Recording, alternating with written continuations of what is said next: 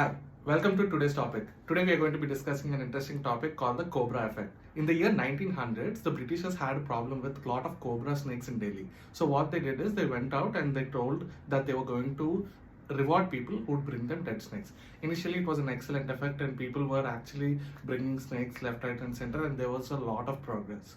Eventually the Britishers found out Indians were breeding snakes to get paid. So they had to scrape off the policy and people found out there was no use of these snakes and they let them free and the population kept growing. Now this is called the pervasive incentive.